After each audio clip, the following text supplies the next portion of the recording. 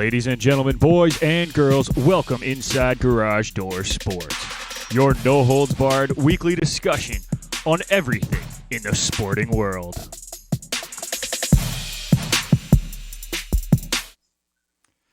That's right, folks. It is time for another episode of Garage Door Sports. Nick McVicker joined by my great co-host Kyle Vardy and Irfan Manji through the Garage Door Sports Cup phone, but Irfan's not on video today, so it's just me and Kyle on the video, guys. You're stuck looking at our ugly mug. So, Kyle, how are you doing today, buddy? I'm doing good. My team actually showed up this morning and played pretty well. So, 7-0 win against Norwich. I'll take it. So, 7-0, though, jeez. It's Norwich, but without our top two strikers, I'll take a 7-0 win. There you go. And joining us as well through the Garage Door Sports Cup phone, but, kind of not here at the same time, is Irfan Manji. Irfan, how are you doing, buddy? Doing great. Do my best to call in wherever I am, but happy to be here. Hey, we're happy to have you, dude. We're glad to have you because we kind of need the extra voice every once in a while to keep me and Kyle under control. Of course. You guys did a I'll whole do what show I without can. me, so it doesn't really work with That just was two fun. anymore. Yeah, it was good. Yeah. But it doesn't That really was a work good with show. two. This show is so good with all three of us going at the same time. So it's kind of nice to get everybody sure. back and doing stuff. We got a lot to talk about, boys, because since the last time we talked, the NHL season has kicked off. The NBA season has kicked off. We're in the middle of playoffs in the baseball. And, this little thing called the NFL keeps happening every week. So let's get right into it. Let's start with the NHL in our kickoff segment, sponsored by Canada Kicking Academy. Calling all kickers and punters in the Southern Ontario region. If you are looking for year-round professional development with elite competition, you need to train with the Canada Kicking Academy. For our brothers Daniel and Gabe are both University of Guelph alumni, and after illustrious university careers, they want to take your special teams game to the next level. If you want more training and more information, head on over to CanadaKickingAcademy.com or visit their Instagram at Canada Kicking Academy for more information. Kyle, I know you struggled with that one last time. I'm glad I could help out.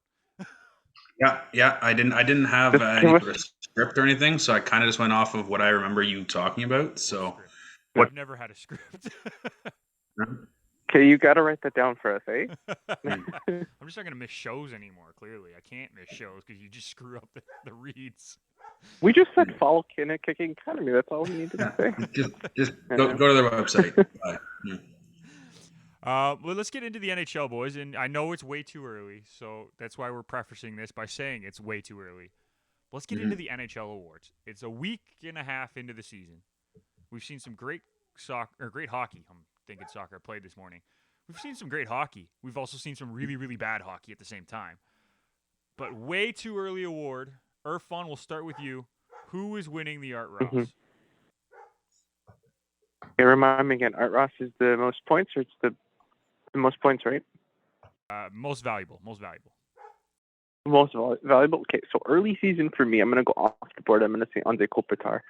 9 points this season. He's playing about 21 minutes per game, averaging about 4 minutes of power play time. It's nice to see him back, firing on all cylinders. I know it's early, but if he's playing well, I think the LA Kings are going to do well. Yeah, I like it. I like it too. Kyle? I personally am going to say Nathan MacKinnon, I'm going to say. I would love to say McDavid because that's probably the easy answer, to be honest. But I have a feeling this year that other players are going to take away a little bit of what McDavid does. Hyman so far this year has 5 goals. Draisaitl's chipping in here and there. So, there's people that are taking away from his point total and so on and so forth. So, to me, I'm going to go with MacKinnon because I think he is the most valuable player to that team. And I think right now it's really not a question of him being the number one. That's fair. I'm glad you're going with a Colorado player. Don't get me wrong. I just find it very, very tough to argue with McDavid. Guy's got 13 points in 5 games. Yep. right? Like that's incredible numbers. And he's not even going slow. He's not getting them No. all on the power play. He has about half of them on the power play, and that Edmonton power play, by the way, is just stupid. But he's shooting at a 28.6% clip right now. So he Yeah. knows when to pick his shots. And he's worked on his shot all summer. So this is a guy who came in pissed off about how they finished the season last year. They got better, in my opinion, because the addition of Hyman is obviously a good one. But Yeah. it's going to be interesting to see if they can keep it going, because Draisaitl's going, Nuge is going right now, Hyman's going, as we talked about. So the more that they can keep those guys on the front foot, I think the better. So I think Connor McDavid is the catalyst for that team. So I'm going Connor McDavid for this one. I like it. Yeah, I think it'd be interesting to see how the Oilers play if McDavid isn't healthy this season. Right. I mean, his track record proves that he picks up random injuries every so often. So I think to see if his value, we know it's valuable, but if Hyman and Nuge and Draisaitl can carry the load this year, that would also be a good, I think, testing mark for them. For sure. No, I agree 100%. They just kind of need everybody to get going, and if they can get everyone going and they get any sort of semblance of goaltending, that'll be good too. Mike Smith has looked okay through the first week and a half. I wouldn't say he's looked fantastic, but he's looked good. Koskinen is hurt now, right? I think he picked up a knock, and that's why Smith ended up going into one of the games. But we'll see. I think Koskinen played last night, though. Did he? Okay, so that's good. I was working last night. I didn't really get a chance to watch any of the hockey, so. Yeah, from my knowledge, I believe he did play last night. So that's good. I mean, if they can keep those guys healthy and those guys playing well, that's going to change a lot for this Edmonton team, because they're going to need to have goaltending behind the defense core. Speaking of defense, let's move on to the Norris. Who is the NHL's best defenseman come year's end? And Kyle, let's start with you on this one. I'm going to go the easy answer, in my opinion, and I'm going to go Victor Hedman. It's quite honestly hard to bet against Victor Hedman. It really is. I think he does have a lot more competition. There's a couple players that you could bet with him, but it's still Victor. Oh, for sure. Victor Hedman, I think, is the he's kind of like the Connor McDavid when it comes to MVP. Yeah. He's always going to be in the running. There's a pretty good chance he's going to win it, but one or two guys might overtake him based on what they bring. Right. Exactly. I could see Makar potentially doing that, but I'm not sure how he's going to have a full season, how he actually truly plays. I think he's a great defenseman. Don't get me wrong, but I like Hedman just more. I don't really know why. I just like him more. And then other than that, I like what Drew Doughty has been doing so far. So to me, he's kind of an underdog. And when I mean underdog, severe underdog when it comes to actually betting odds. Yeah, absolutely. But honestly, this could be many different things. I could also see Dougie Hamilton, but I'm going to go with Victor Hedman. So. Fair enough. I'm going off the board a little bit because I think the big three coming into this season are Hedman, Makar, and Adam Fox from New York. I think they were the guys that a lot of people were betting on to win the Norris. So for fun, I'm gonna jump in quickly, but my dark horse, keep an eye on Kevin Shattenkirk in Anaheim. If he can keep playing like he has so far, he looks really, really good in that Anaheim system. He's got 6 points already. He is +2 on a team that we thought was going to get blown out of the water. And he has 4 assists on the power play. Yeah, that's a big thing, and he's playing just under 20 minutes a game. So I think if he can keep playing like this, that's going to be huge. Irfan, who do you have winning the Norris? I'm also going to go off the board and say Quinn Hughes of the Vancouver Canucks, one of the fastest players to reach 100 points. You see how valuable he is to the Canucks, and that's why, there's a last-minute deal. Let's get him in. I think he's going to have a hell of a season. He's so good with the puck. He's improving his 200-foot game. And it's I'm going off the board as usual, but if you're looking for someone outside of the 3 favorites, I think Quinn Hughes has a huge chance. I love it. I mean, I know, Kyle, you went with Hedman, but to talk about all these guys that are having great years so far, that's what we want to talk about. So let's keep it rolling. We got Vezina next, who is the top goaltender at season's end. I mean, there's so many to talk about. Right now, for me, it has to be Shesterkin. He's looked the best through his first 4 games. I know he's only picked up 3 wins and an overtime loss, but man, he's looked way, way too good to give it to anybody else, in my opinion. Now, there's obviously other goalies who are having good starts to the season. There's a bunch that are undefeated. But for me, Shesterkin has just looked so good, and that game against the Leafs kind of just epitomized everything that he's done so far this year, right, Irfan? I think that's a very good pick. I think the Rangers are, with the Rangers, we didn't really know what we're getting after last season when we thought they'd be a playoff team. But this year with Jared Gallant, I think he was bringing something else in, and I think the team is responding really well. However, Nick, I'm going to go, again, off the board with the Columbus Blue Jackets netminder and Elvis Merzlikins. I don't know what it is, but he's come back with full force. Looked very good, and I think it has to do with his former teammate passing away. But he just found another gear, and he's bringing some life into that Columbus Blue Jackets roster that we probably don't expect them to go anywhere this year. So that's, again, another one off the board, but that's what I'm going with. Nice. I like that one too. He's looked really good this year. Mm-hmm. Kyle, who do you have winning? I personally have Darcy Kemper, and it's kind of a cop out. I just think Colorado adding a goaltender like Darcy Kemper, I think truly can take him to the next level. I think no knock on Grubauer. Grubauer is great for him, but I think Darcy Kemper is a different beast when it comes to a goaltender. I think he's kind of like the prototypical goalie that they're looking for. But in saying that, I think end of the year, I think that's him.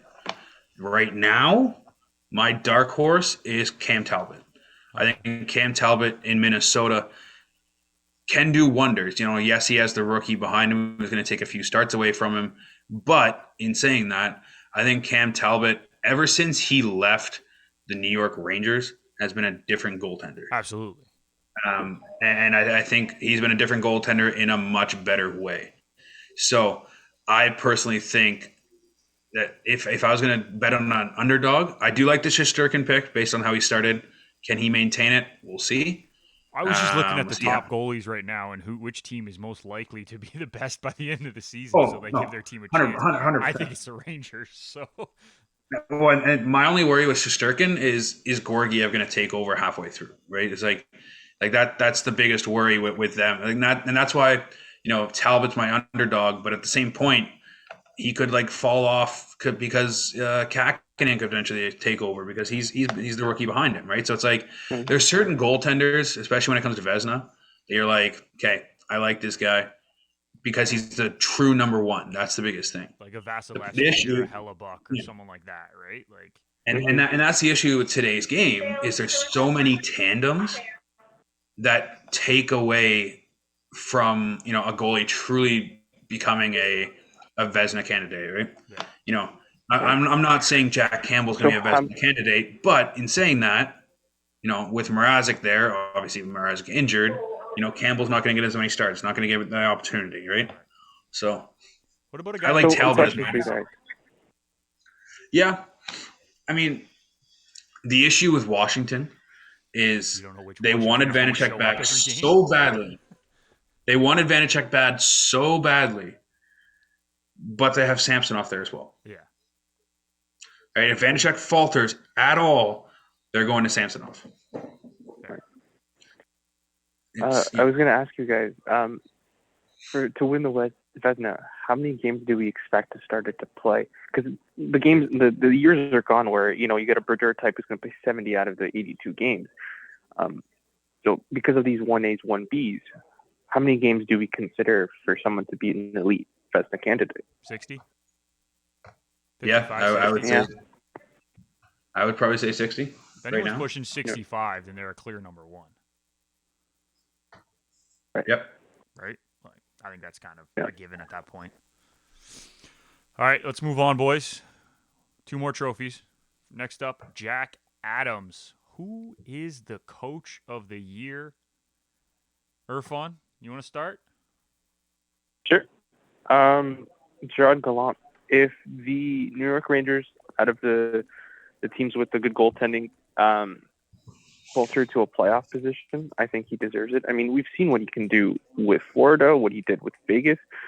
It's a matter of time before, the Rangers become a very good team, especially with the core that they've developed, and with a good coach in Gallant. So I can see him being the coach of the year.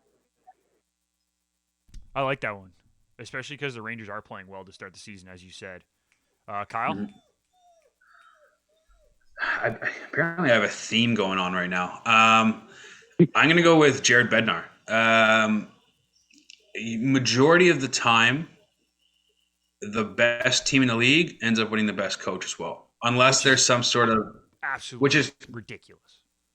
Yeah, 100%. But unless there's some sort of team that truly comes out, makes the playoffs, and does well, that's a young rookie team, right? Like the Canucks type of thing, right? If they were to somehow win the division, that kind of thing, right. Okay. Then we're looking at, all right, they're going to win the Jack Adams, right? Like that's pretty much a guarantee, just how the Jack Adams works. Yeah. I think the Jack Adams, much like the MVP, isn't necessarily always the right player. Absolutely. Right? And it's right player, right coach, whatever you want to say. Yeah. I'm personally going to say Bednar purely because I think Colorado is going to be one of the best teams in the NHL. Yeah. Also, his odds. We'll get into that after. Yeah, his odds are also very low right now. He's 13 odds to win it, which is like 6th or 7th best coach. Wow. Sorry, he's actually tied right now with Rod Brindamore and Sheldon Keefe to win it. So, to me, that's very low odds, in my opinion. But to me, I would be taking those odds just in case that Colorado does turn it on and becomes the number one in the league. Obviously, you can't discount John Cooper, but in saying that, I'm going to go with the value pick here. Fair enough. I'm going with a little bit of a surprise, and this is just based off of how they've played to start the season and how they've looked to start the season. Got to give Bob Booner a shout from San Jose. He's got that team rolling right now. And I was talking to one of my friends yesterday, and actually I brought it up with my father too, just talking about the Sharks beating the Leafs last night. They are rolling. They do not want to stop playing because that momentum is on their side right now. They're getting the goaltending. They're getting scoring. If at the end of the year these guys are in a playoff spot, this ragtag team of players, Booner has to be in the conversation for Jack Adams because this is not a good roster. They have good pieces from 5 years ago, but as a team, this is not a good roster. And if they make the playoffs, you got to give him a ton of credit. I mean, there's definitely the fact that they are 4-0 to start the year, and their goaltenders are Aiden Hill and James Reimer. Yeah, and they have a +9 goal differential. Yeah. They're outscoring every game by more than 2. That's ridiculous. This is not a good enough team to be doing that. So I give Booner a lot of credit.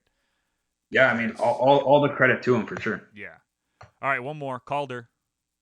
Kyle, hit us with your Calder winner. See, the Calder is very interesting. I'll say that. I mean, I personally, at the beginning of the season, probably would have said my underdog would have been Spencer Knight. But in saying that, it doesn't look like he's the true number one in Florida right now. It looks like they truly want to use Bobrovsky, and obviously with a $10 million contract, I really don't blame him for that. But in saying that, I think my personal rookie of the year, and this is kind of going off the board, is Lucas Raymond. I think right now he's playing top line minutes with Detroit. I think he's truly going to bring something to that team skill-wise, and he's going to develop very quickly for them and be the type of player they drafted him to be. So I'm going to go with Lucas Raymond. Right now he's 13 odds to win it. And to me, that's great value when it comes to actually truly rookie of the year race. That's really right now is wide open. Right. I got two. So Irfan, why don't you go first, just in case I take one? You take one of the two that I have. No, it's okay. You go ahead. I'm You I'm sure? okay with that. Yeah, go for it. Let's All go. right. Well, I'm gonna continue Kyle's Colorado trend. Bowen Byram has to be in the conversation. He's looked really, really good through 4 games, 3 points. I know he hasn't had any power play time, but this guy's playing 18 minutes as a rookie. Like, he's looking really, really good so far. And the other one, how about a little hometown boys? Michael Bunting has looked really, really good for the Leafs. And if he can keep playing the way he is, especially because he's probably going to start getting some top line minutes here and there, or top two line minutes, because we don't really have a top line, in my opinion. We have two number one lines. Expect a lot of opportunities for him to put up points. He'll be top. He'll be top line probably at the end of the week. Yeah, but I mean, when everyone's healthy and everything, like where he slots in properly, I'm not sure if it's Fair. on the Matthews line or if it's on the Tavares line, right? But he'll be on one of those two lines all season, pretty much. That's a good opportunity for him to put up a lot of points and put up a lot of big minutes.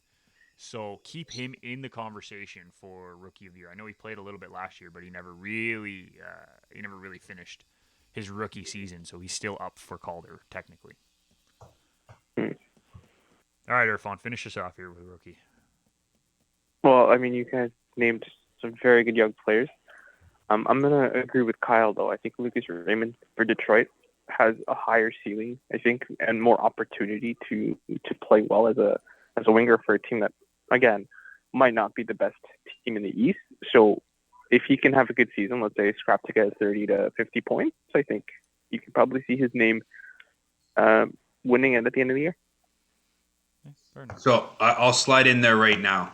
My ultimate dark horse, and I'll say right now, Ultimate dark horse. ultimate dark horse. Like, this is like a guy who before Everything the season needs to go right. was not on anybody's radar prior to the season, is what I'll say. Anton Lindell for the Florida Panthers. Currently has 4 points. He's centering the third line for them with Sam Reinhart and Patrick Hornquist. And honestly has looked fantastic. And it's one of those, if I wasn't going to take Lucas Raymond, I would have taken him. Fair enough. He's also, I believe, chipping in somewhat on the second power play. So yeah, he's got one right now point, so 1 assist. Yeah, right now he leads the rookie scoring with 4 points. I mean, both of our rookies, Byram and Raymond, are right behind him with 3. But in saying that, Darlene and Connor too. Don't forget those two guys. Oh, for sure, Darlene and O'Connor. for sure. So I mean, like, honestly, the other dark horse, it's weird. He has better odds than everybody else that I've said. Is Mort Seider from Detroit as well. Oh, so Seider. I was waiting for someone to say. Yeah. So it's one of those, like, this rookie race, I think personally, is the most open rookie race we've had in a very long time, I would say. Yeah. Because it could be a combination of 10 different players.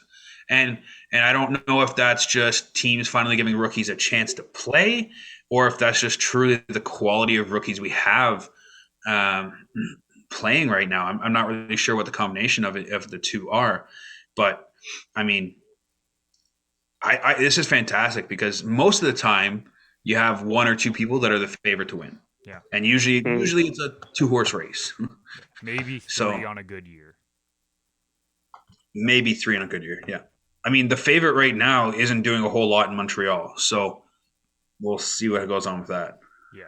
I mean, the 2 favorites were going to be Cole Caulfield and Spencer Knight, right? Like at the beginning of the season, I think that's who you and me talked about off air, Kyle, as being the most likely favorites for the Calder Trophy.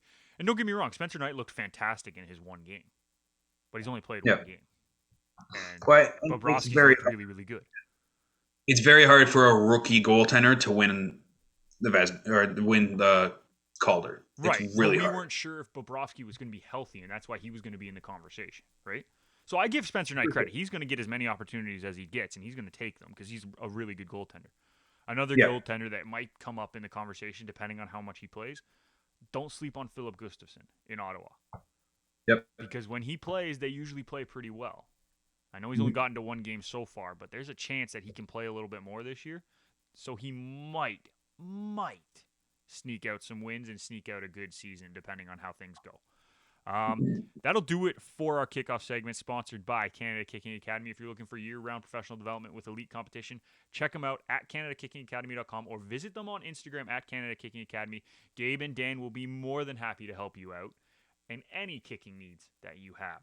We're going to take a quick break here. When we come back, more NHL talk, a few overreactions or, not overreactions, depending on what you guys think. But for now, we will take a break, and we will be right back after this.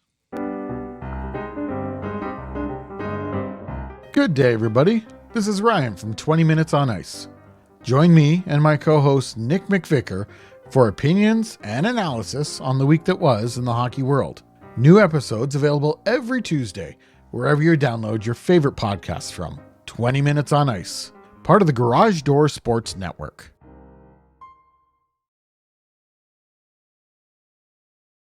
We are back. Nick McVicker, Kyle Vardy, and joined over the phone by Irfan Manji. And boys, let's get into some of the early season overreactions. And we're going to start with the best one so far, because it's the most fun that we're going to have talking about this team probably all season. Is Buffalo good again? Second best team in the Atlantic. They've looked good through 4 games. I'm not going to say they've looked great, but they've looked. I mean, they look good. They looked good up until last night when they got beat down by Boston. Yeah, but we thought Boston was going to be a good team, so that's not a bad game to lose. But it's just funny. Like, they were 3-0 and playing really well. I mean, and they even losing 4-1 last night, they still have a +5 goal differential. Yeah. So and they're not like, I would say in their first 3 games they didn't like amaze, but I think that's how they're going to play all year. It's just going to frustrate a lot of teams, which is what we said about Ottawa last year. And I think very well Buffalo could be like the Ottawa team of last year, where they surprise a few teams. They're annoying to play against, but will they truly be anywhere? I don't know. I don't think so. I mean, unless Craig Anderson all of a sudden becomes like the Vezina candidate. Speaking of Vezina candidates, we should have mentioned his name right now. But the problem is he plays on Buffalo, so none of us thought of him like that. That's the issue. But I mean, he's been lights out to start the season. So I can't say I thought the Buffalo and Detroit would be the 2 and 3 seed in the Atlantic Division after 4 or 5 games. So I mean, all the power to them. It works out in their favor, but I don't know. Irfan, what do you think of Buffalo's start to the season? Well, considering that they beat, some okay teams so far, I mean, a little bit of a surprise, but they also have a pretty decent schedule coming up as well. I'm taking a look at it. They play the Devils next, so a good game to bounce back tonight. The Lightning without Kucherov, does that make a difference? And then they'll play the Ducks and the Kings to really see what happens there. I mean, they have a pretty good schedule going up, and then you have the Sharks, which might be a little difficult with the way the Sharks are going, and then you have the Kraken, who've been absolutely poop. So, yeah, I mean, they can probably be like the first 10 games, they can be like a 7-win team. Like, it's a possibility here, and that's just not something that I would have said at the start of the year at all. But you know what? So 7 wins. 7 wins through 10 games was a really good start, and that's a way to build momentum, right? I just said it about the Sharks. Oh, for sure. The Sharks were going to be very good either. No. And now we're talking. But there's a about possibility they can win the next. Yeah. Sorry, go ahead. Sorry. I was going to say there's like a real possibility that they can win the next 4 to 5 games. Like, Buffalo has a pretty decent schedule, and if they can keep that momentum going, like you're saying, like, it's all about momentum and staying hot. Like, take away the Boston loss last night, they're still in a very good position.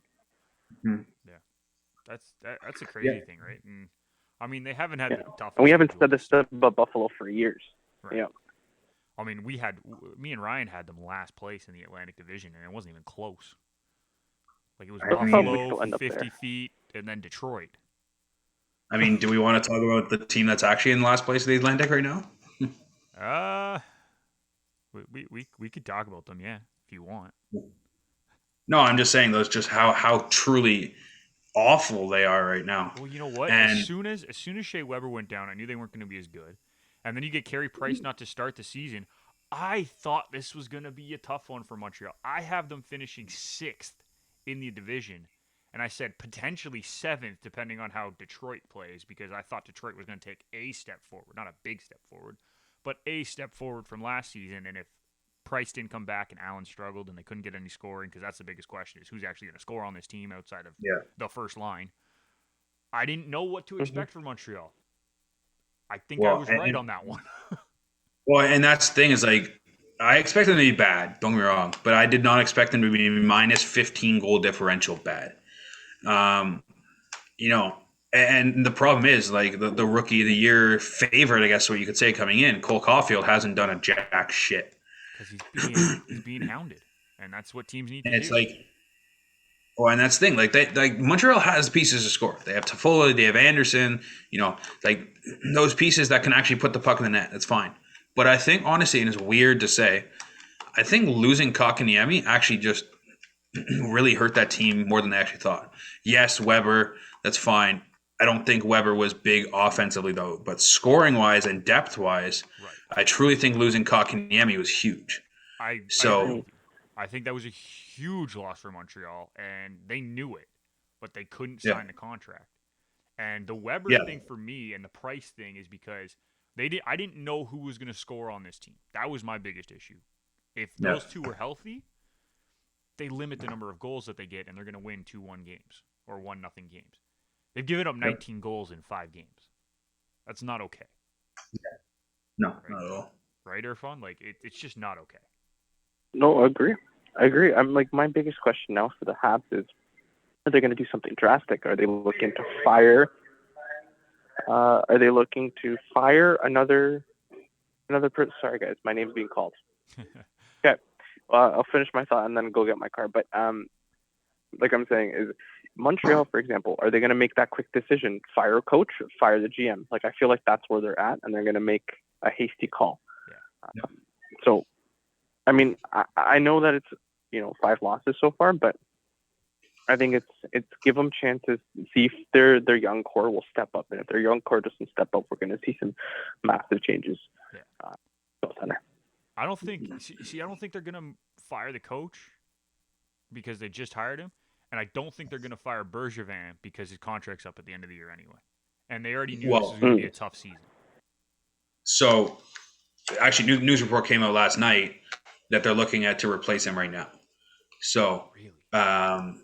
they're currently looking into apparently.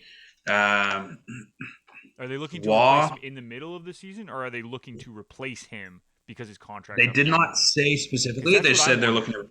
Yeah, so I'm thinking that they're looking for replacements because he wants to walk. Apparently, they also asked to talk to Pierre Maguire out of Ottawa too. That doesn't surprise me. So, kind of interested about that. I mean, the wall wanted to be interested because I'd be kind of see how he would. I think he'd just completely blow up the team, to be honest. And quite honestly, I would not be surprised if you see a Carey Price trade in the offseason. I talked about it last season.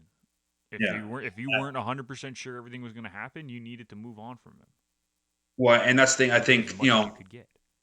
Like, don't get me wrong, I feel for him with everything he's going on with checking himself into the treatment program. Absolutely. I don't did exactly what he needed to do though, so good for him. 100%. But it's one of those from a Montreal perspective. Can this team compete? I mean, they went to the Cup final last year, but you're also missing arguably your 2 biggest pieces from that Cup run in Weber and Price. That's the issue. Yeah. And I mean, Price by himself could make this team a fringe playoff team, but I don't see them going to the Cup again. I think that was one of those like Cinderella stories, and it worked out in their favor that they had to play the Canadian division, didn't have to play other teams until the semifinals, and and then they kind of surprised Vegas, and it just worked out in that favor. But I mean, I don't see it happening again. And truly, this is one of those teams. Montreal's got some pieces. They got some valuable pieces at the same point.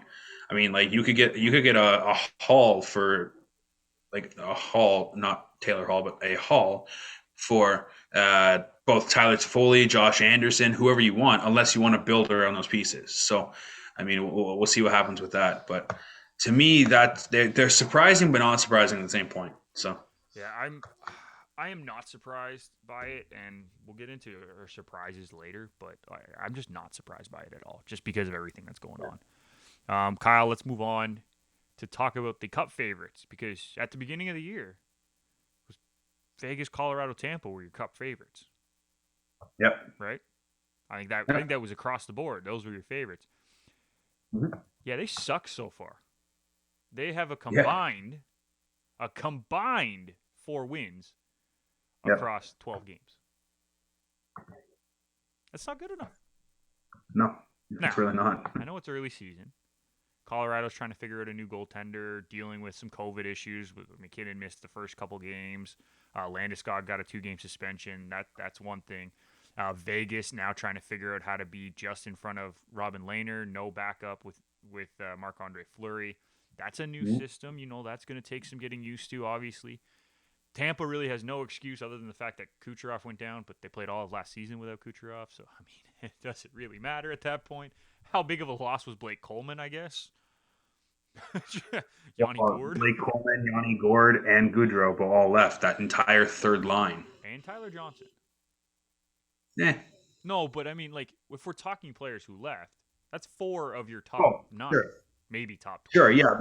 But that entire third line, which was basically their heart and soul all through last year and arguably all through the last 2 playoffs, right? That was Goudreau, Gourde, and Coleman. And those were like the 3 key pieces.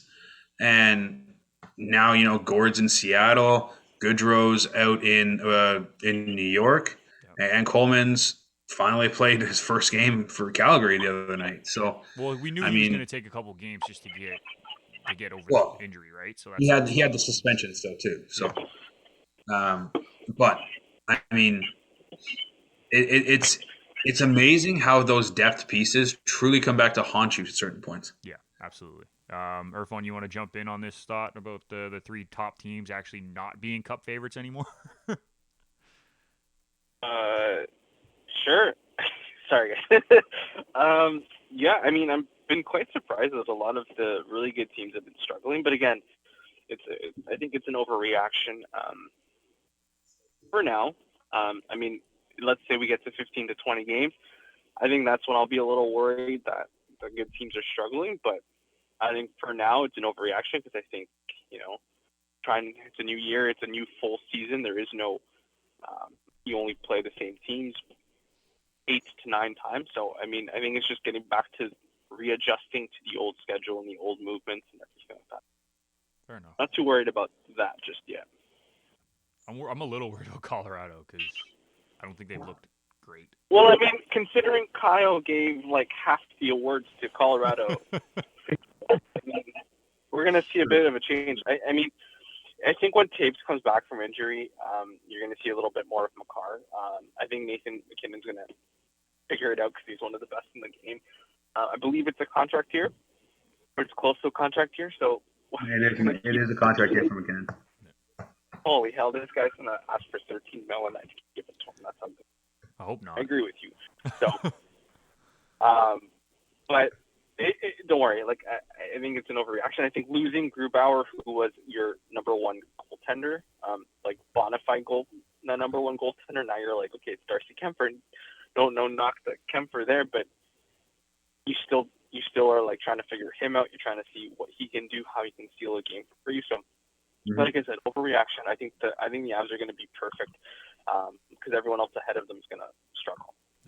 I'm really not sold on Kemper. I know you, Kyle, you seem to be sold on Kemper. I am not sold on Kemper as a number 1 goalie. I think he's a very good goalie, but he's not the elite or the top-end goalie that Colorado needs to make a deep playoff run, in my opinion. And that's not knocking him. He's a solid NHL goaltender, but just not good enough in my opinion. For somebody who played for Arizona the last couple of years, I mean, I can see why his stock is low, but I think once the defense for Colorado figures out what he can save and what he's going to struggle with, can he cut on an angle, et cetera, I think he'll be fine. The biggest question for Colorado is, it doesn't matter how you get into the playoffs, is can you win a playoff series past the second round? That's it. That's So exactly. Are they good enough to?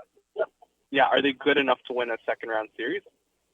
Yes or no, depending on where they finish. But that's when Nick, what we can get on to Kemper's back and all that. All right, let's keep it rolling. We got 5 undefeated teams remaining in the NHL, boys. I'm going to read them out for you. Florida is sitting at 4-0. St. Louis and Minnesota are both at 3-0. Edmonton at 5-0, and San Jose, we already talked about them. They're sitting at 4-0. Irfan, which undefeated team will go the farthest? Can't believe I'm going to say this. I think the Sharks are going to be the only undefeated team for a couple more games. I like what they have defensively with Burns, Vlasic, and Carlson, and that's something that they wanted from them last season and the year before. Optimus Rhyme, I love the guy, so I hope he continues I don't think you can playing well. I know like he only him. has.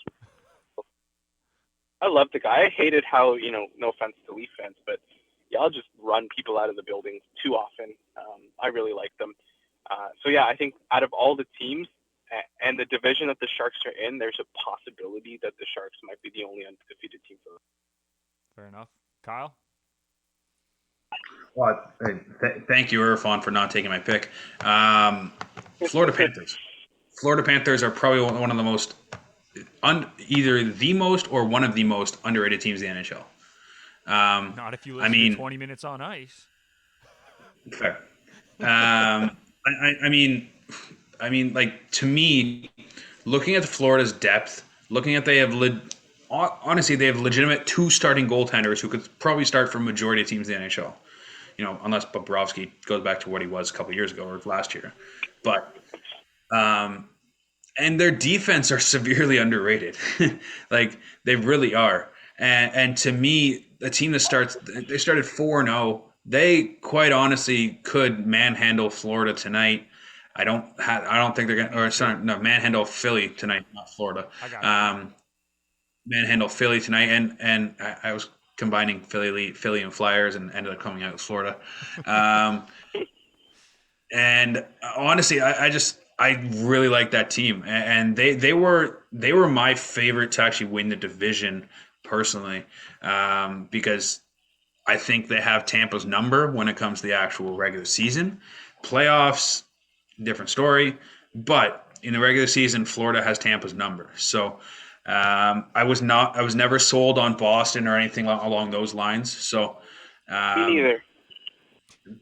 Just to me, I don't know if I trust Raymond and Allmark. I mean, everybody's Allmark's making $5 million. Yeah, why is he making $5 million? He played for Buffalo and was okay. I agree. Ultimately, I do think Rask comes back through halfway through the year, signs a 1-year contract, and then we'll retire next year. That's just my personal opinion. We'll see what happens. But I mean, Florida right now is the favorite to win the division, and I don't really think it's that close. I agree. I actually had Florida before the season too. If you watched our previews on 20 Minutes on Ice or listen to us, I have Florida winning this division, and Ryan looked at me like I had 3 heads. Mm-hmm. But I just think they're a good team, and so they're my team to go the farthest as well. Because listen to their schedule over the next little bit. They got at Philly tonight, then they got Arizona on Monday, Boston on Wednesday, Detroit on Friday, Boston again Saturday.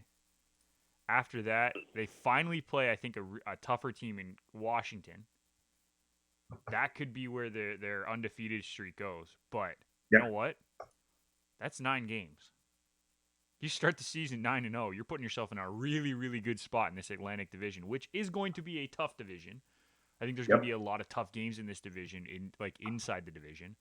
So I think they're putting themselves in a really, really good spot right now to go deep in a playoff run if they decide they want to. Mm-hmm. All right, I got a fun question for you guys now that I know you're not ready for, but we're going to go with it anyway. What is your favorite overreaction that you really want to be true a week and a half into the season?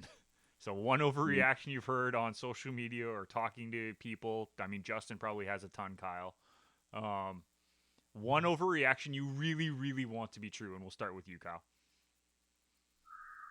One overreaction. I'm trying to think. One. It's not really an overreaction. I guess it is an overreaction. I've seen on social media all this time. Everybody thinks that Tampa Bay is trying to pull another cap crunch saver thing LTIR. by putting Kucherov back on LTIR. It's like, no, he just can't stay healthy right now. Like, sorry. Like, don't get me wrong. A lot of people were pissed last year when they did it, and it worked out in their favor. But they were also that's the team not that wanted that rule to be changed. Yeah. So it's the league's fault. Yeah. I don't think Tampa is dumb enough right now to do that twice and truly take the chance on that rule being changed now that they can actually use it.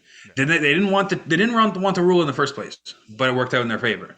So the fact that all these people are freaking out, like, oh my God, they're doing it again. They're putting his contract in LTIR. It's like, no, he just can't stay healthy. Did you watch the game? The guy couldn't get off the ice. It's like, it's just the fact that people were actually reacting to that. I was like, I'm sorry, what? Yeah. No way. Like, so I would say that's one of my overreactions. Yeah. Irfan, do you have a good one too? Yeah, this is at Boston Media here. They're saying that Linus Ullmark's going to be good for $5 million. I think that's an overreaction. Like Kyle said earlier, it's not a very good signing in my opinion, and I think Boston Media is over-exaggerating how good he might be. I like that one a lot. I do like that one. Yeah.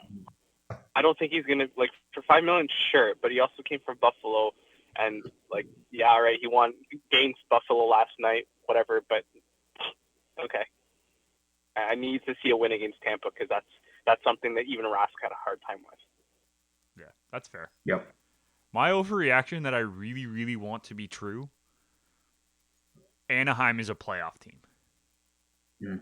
I really want that to be true because I just want John Gibson to get the credit that he deserves because this guy is an elite goaltender playing on a very crappy team for the last bunch of years. I think he deserves a chance to play in the playoffs, but God, I'm not sure they can hold it out. They're currently sitting in fourth, 5 games into the season, but I don't see it lasting. No, I mean, it's true. They're definitely one of those up-and-coming teams. Definitely have the youth factor to it for sure. But, I mean, can they maintain it? I don't know. Yeah, so I'll counter this question. The one that I want to not be true is Fleury's done. Yeah. I really don't want that to be true either. That's the one I don't want to be true because I truly want him to succeed on another team and prove Vegas wrong. But at this point, Chicago looks terrible. Yeah, they really do. They're awful. They should not be this bad with that roster, but they're awful. I mean, Justin and I both agree that Seth Jones was extremely overpaid, and I'm sorry. I'm okay with him being overpaid. Like you can make that comment. I'm not going to fight it, but he's still a good defenseman. Not $8 million, not $9 million, but he's a good defenseman. Where's he been this season? That's the question. Right, coming into the year though, I would say he was a good defenseman, and that defensive core got better than it was last year. So they should have been better than they were last year, which was a fringe playoff team. Yep, they are not. And with Jonathan Toews back as well, you would expect them to be beating. Yeah, agreed. Another one that I really don't want to be true. I don't like the rumors that Shea Weber might not ever play again. That would suck because he's a great hockey player and you love to see good hockey players play. If he does have to retire because of what he's going through, hey, I totally get it, but I really, really, really hope that that's not true. We're going to take a quick break. If he retires... Go ahead, Irfan. Sorry, Nick, but if he retires, does he sign a one-day contract with the Nashville Predators and retire as a Predator, or does he retire fully as a Montreal Canadian? I think if he's retiring, he's retiring. I don't think he's going to do the one-day contract thing. That's my opinion, though. We are going to take a quick break. Irfan, I know you have to go, so thank you for joining us, dude. Me and Kyle will hold down the fort for the last segment. If you are watching at home, please stay with us. We will be right back after this. Hey guys, it's producer Jake here from Betting House, the Garage Door Sports Network's ultimate degenerate gambling podcast. Catch our episodes weekly on Apple, Spotify, and Google as we bring you banter, laughter, and of course picks for all sorts of games throughout the week. Give us a follow on our socials at BettingHousePod, where you can catch all our bets each week, as well as some bonus content. Remember to always gamble responsibly. Let's get rich.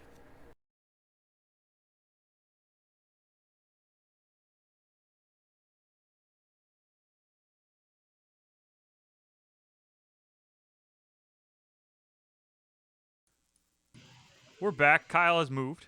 I probably should unmute our mics before I start talking next time. I'm still here. Hello. Hello. We'll get him back. Hold on. Gotta love when things move, eh? It's just a pain in the butt. Of course. But while we do that, Kyle, we got some NBA talk to talk about, dude.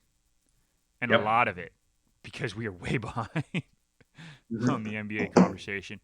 But let's start with the team that everyone assumed was going to be the top team in the Lakers. Everyone was talking about the Lakers in the West being this like powerhouse team with all the players that they got. Yeah, they're 0-2 and they're having fighting on the bench. Are they in trouble? I mean, I didn't think they were going to be that good, and I really was hoping they weren't going to be that good because I'm not a huge fan of like all these like super teams and stuff. But I mean, in saying that, I don't think they're really in trouble. But I think they've just got to kind of caliber team. That's the real question, I guess. For sure, and I think they just kind of have to figure out how to play with each other. And I mean, they're still working through the kinks. Like the biggest thing. We're gonna work on your wording after this. What? Nothing. We'll talk after. Oh, like they gotta work through it. And I mean, the biggest thing is they got to figure out how LeBron and Russell can play together when they both essentially play the same type of game. So I'm not worried about them. I think they'll still be a playoff team. You know, will they be number one seed? Probably not, but I didn't think they were going to be anyways. I mean, Utah pretty much always has that wrapped up as the number one seed and then somehow choke in the playoffs. They're a regular season team, and that's fine. Like, but if you want to be a championship team, you got to change how you play in the playoffs, and they just can't. So, Lakers not overly worried. Fair enough. The West does look good this year. There's a lot of good teams in the West. You can talk about the Jazz, as you mentioned. Golden State is back. Klay Thompson is back. They look really good so far through 2 games. In my opinion, at least they have no defense, but that's a whole other issue. Denver, obviously Murray will be back. What? Klay Thompson still has to be back, but yeah, but he's coming back at least, right?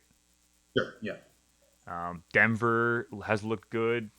I mean, is Jamal Murray back yet? No. Or is he still? No, he's not back yet. But he comes back sometime in the season, so that will be good. Memphis looked really good in their game. Right? You got a lot of good teams in the West, so the Lakers could be in trouble if they can't figure it out quickly. It's 2 games in. I'm not going to say that they're in trouble just yet, but if they don't figure it out within the first 10, 15 games, they're in trouble. I agree, 100%. They are in trouble. Which team has surprised you so far the most? And if you don't mind me talking, I'm gonna go first on this one. Yeah, it's a negative one. Boston. God, they look awful. That game against the Raptors, they looked really, really bad. They looked okay in the first game against the Knicks, but they also went to double overtime against a team that everyone thought they were going to beat. They lost. They looked really bad against the Raps last night. Now, I'm not sure if that's due to the fact that the Raptors defense just stood on their heads and stopped everything from happening for the Celtics, or the Celtics are that bad. But if I'm a Boston fan, like, I'm concerned depending on how the next couple games go. Yeah, I mean, they definitely have the pieces for sure to be successful. And honestly, they should have beaten Toronto last night. And I think it was just an extreme letdown game. Don't get me wrong, the Raptors played a lot better than in that first game where they looked atrocious. They were awful. But in saying that, I think Boston's got to work out some missing pieces too. I think, you can't have Jaylen Brown go off one game and Tatum be bad the next, or the same game. Like you got to have both of them working together. And to truly win games, they got to get points from everybody. The problem is, the first game in that double overtime, Tatum was like 2 for 15 when it came to 3-pointers. Like, you can't have that. You can't. You hit a couple that. more of those. Like you hit a couple more of those, and all of a sudden you're beating the Knicks, and it's not even a question. Yeah. So, I mean, there's problems potentially in Boston. Yeah. Who's your surprise team, or surprise period? My surprise team right now is Washington. I mean, all of a sudden Washington looks like a legitimate team that has depth, and that's they beat the Raptors though. No, but then they handled themselves last night against the Pacers too, who's a playoff team as well. So, I mean, the biggest thing for Washington is they actually have those pieces, that basically the Lakers threw away to try and get Russ. All those pieces are now in Washington. They're actually playing well. I mean, Bradley Beal is now the focal point in Washington, as he should be. And to be honest, they have those other pieces that will make them a playoff team. I'm not saying they're a contender by any means, right? But they will likely be a 7-8 seed potentially if they truly play up to their potential. Fair enough. You want ready for a Toronto Raptor overreaction through 2 games? Yep. The Toronto Raptors are leading the league in a stat that we last year said that they needed to get a lot better in. Rebounding? They're leading the league in rebounding. And it's really not even close. Yeah. Especially on the offensive end. They have 40 offensive rebounds through 2 games. Wow. The next closest team has 25. And if we're talking all rebounds, they're at 114 rebounds through 2 games. Jesus. All right. Where do you see this Raptor team going, Kyle? Like, I've been talking to a bunch of people. Obviously, I work at a gym, so there's a lot of basketball heads there, and it's great. It's a lot of fun talking to these guys about it.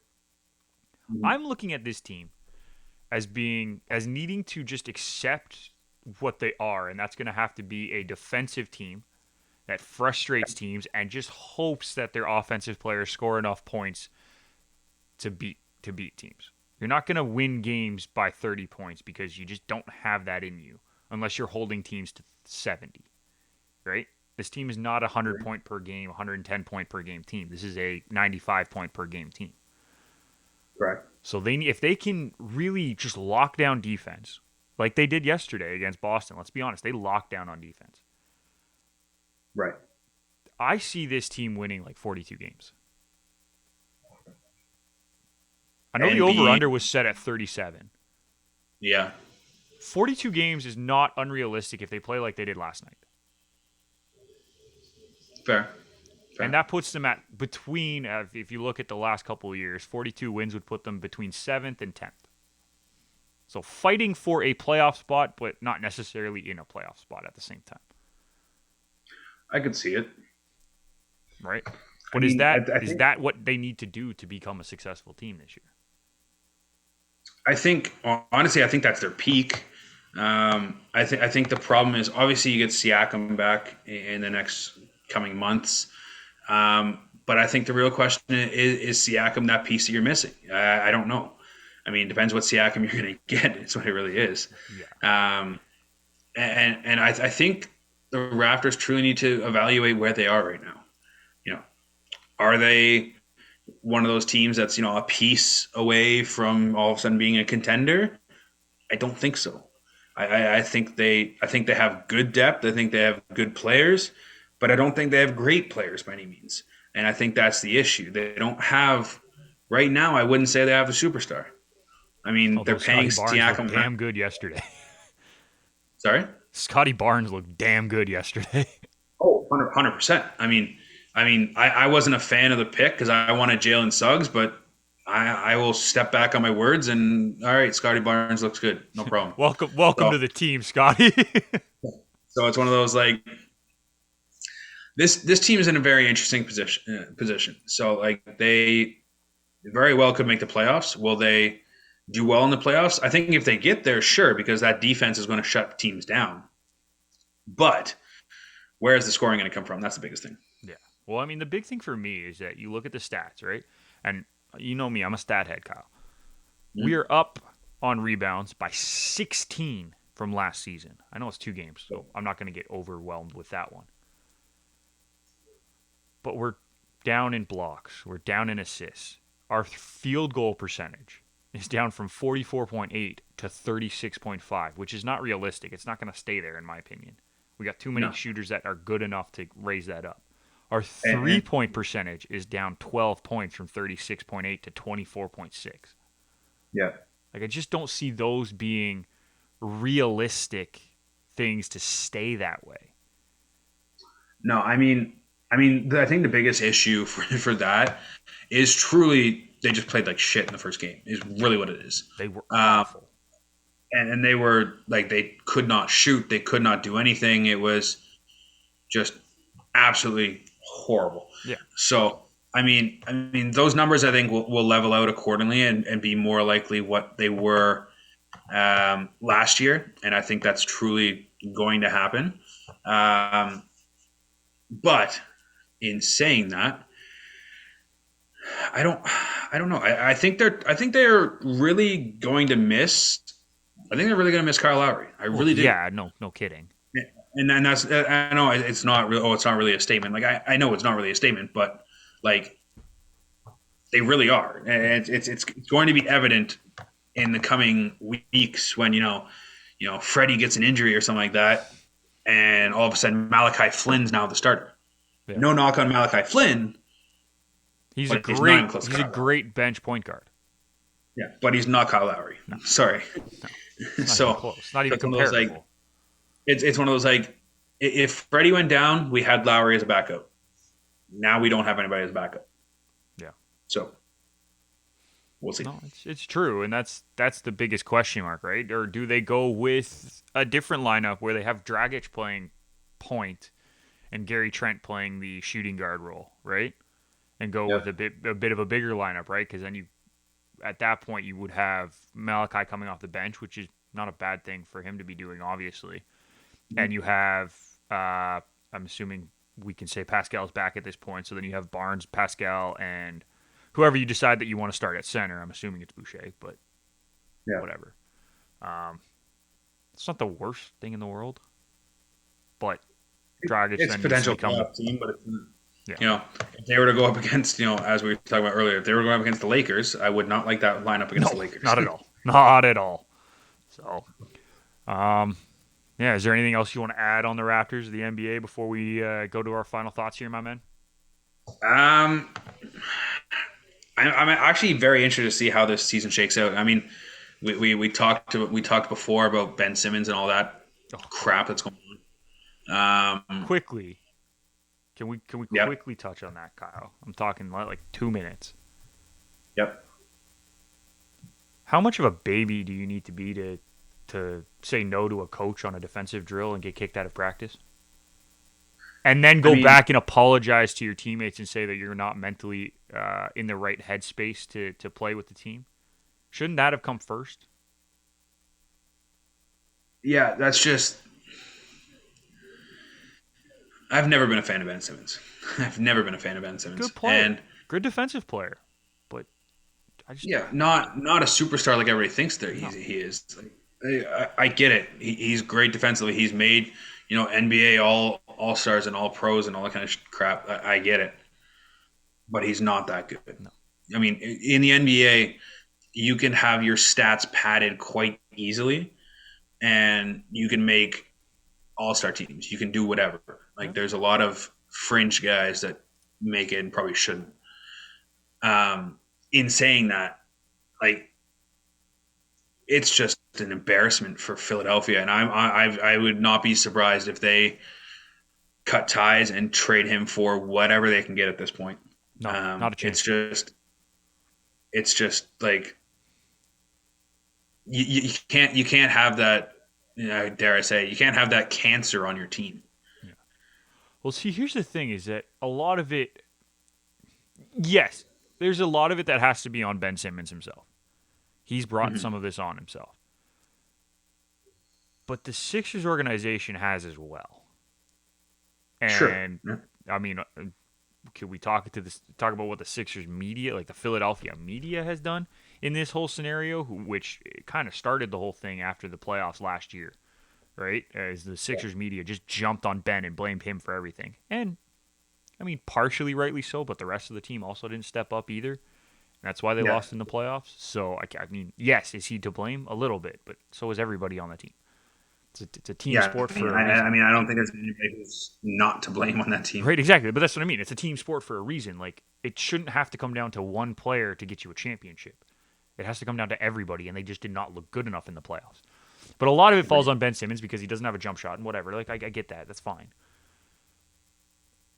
The media put a lot of pressure on Ben at the end of the season and probably messed with his mental state, period.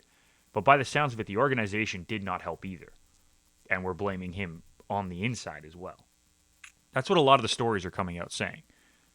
So it's a little bit of everything going on and causing this saga to continue. But the problem is Philadelphia is too stubborn to move on from him unless they are getting a decent trade back. And right now, nobody wants him. Even if somebody wants him, they're not going to give anything for him. Right? Nobody wants him, period. And then if they do want him, there's no way you're going to get fair value for him. No. So this is going to keep going. And that's what Daryl Morey said this week, is that expect the long haul in this one, because we're not budging on what we're asking. It's like, okay, so you're just going to have this hang over your team. And no offense, they haven't looked great so far this year. You're either going to have him play for your team, and your team not want to play for you because he's playing for your team, or you're going to trade him and you're not going to get enough value. Yeah. So it's a mess, and it's going to continue to be a mess. And the Kyrie thing on the other side, I mean, hey, you know what? Full respect if you don't feel like you want to get the vaccine for a specific reason. I'm not going to argue with anybody about that. That's not my place. But you're putting your team in a very tough situation if you don't show up. And that's all I'm going to say on that, because it's not really it's not our place to say why someone doesn't get a vaccine, and I'm not going to argue with anybody about it. But he's putting his team in a very tough spot because they needed all three of those guys to come together and mesh. And when you're expecting one guy to come and then he can't play, that really throws off the entire game plan, and you have to start scratch. And they don't have that. And I mean, their big three truly hasn't really played together because one of them, right? One of them has been injured or not playing or something along those lines. Yeah. I mean, like even last year, like Kyrie and Durant were playing, but Harden was out with a hamstring injury for the longest time. They right? played like one or two games total together or something like that. Like I'm pretty sure in the playoffs they played a couple, but even then, none of them were healthy. No, like they weren't all fully healthy, so that was the biggest issue. So I don't know. It'll be interesting. That one's not as big of a saga though, because they've have a solution. He's just not playing, right? Like, that's simple enough. I'm okay with that one. I just wanted to bring it up because that's the other big story that we really haven't talked about. Mm-hmm. All right, Kyle. Final thought of the week, my man. You've already talked about Chelsea, so you can't really use that one again. Yeah. I mean, they do look good though. I will not deny that. We already talked about it. You can't use it again. Sure. What do I use?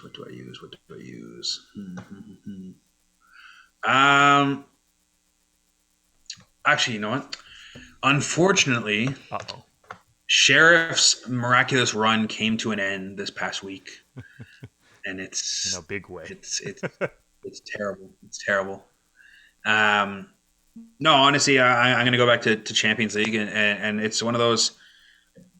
Things are starting to take shape in Champions League. That was a struggle. And you're starting to see where the dominoes align and where they kind of fall accordingly. So interested to see in the next couple of match days how things truly shake out, if there's any upsets or if we're going to look at potentially one of those big clubs being knocked out potentially of contention. Obviously not fully out of contention. Barca.